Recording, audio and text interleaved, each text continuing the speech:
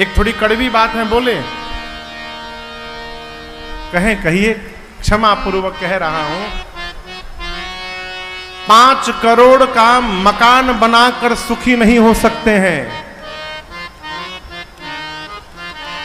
प्रकाश जी। साधन इकट्ठा करके हम और आप सुखी नहीं हो सकते हैं माई बाप।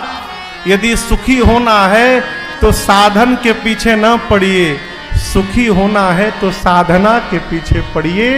जीवन में जब तक सत्कर्म नहीं होगा सुखी होने वाले नहीं हैं। मनुष्य के जीवन के सुंदर कर्म, सुकर्म, सुकृत मेघ बनकर उस मनुष्य के ऊपर सुख की वर्षा करते हैं। हमारे कलकत्ता में एक हमारे परिचित सेठ जी हैं, खरबपति हैं। क्या है? खरबपति। कितना रुपया है उनको भी नहीं मालूम। कोई संतान नहीं है, पति पत्नी 2 लोग हैं, अवस्था 60 के आसपास हो गई है। डॉक्टर ने दोनों लोगों को कहा है तेल नहीं खाना, मसाला नहीं खाना, चीनी नहीं खाना, नमक नहीं खाना, सब्जी उबाल उबाल के खाते हैं दोनों लोग। और उन्हीं के घर में, उनके ही किचन में, उनके ही पैसे से उनके घर के 15-16 नौकर उनके सामने 56 भोग बनाकर खाते हैं और सब्जी उबाल उबाल के खाते हैं। सुखी कौन है हो? कहिए। यदि नींद आ जा रही है, आप धरती के सौभाग्यशाली जीव हैं। अनुभव करिए। जीवन ये सुकृत है।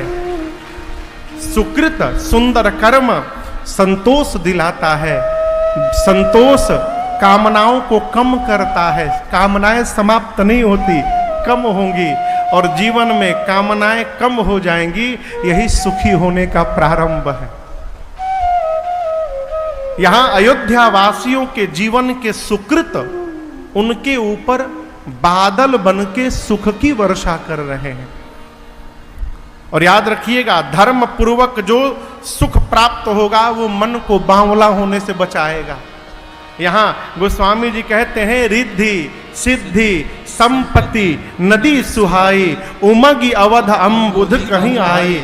ये नहीं बोले कि तालाब में आ गया। कहां गया? समुद्र में गया।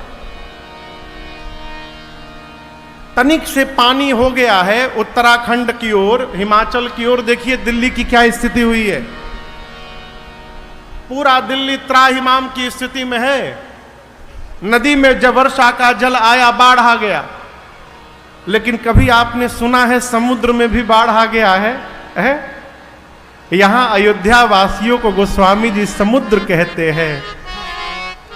उमगी अवध अम्बुध कहूं आई। क्यों? जिस प्रकार समुद्र में बाढ़ नहीं आता, उसी प्रकार रिद्धि सिद्धि ऐश्वर्य प्राप्त होने के बाद भी अयोध्या वासियों के मन में बाढ़ नहीं आ रहा है। सब लोग भगवान के भजन में लगे हुए हैं। पूरी प्रजा आनंद में है। सबके मन में एक ही चाह है, आप अछत युवराज पद राम ही देहु नरे।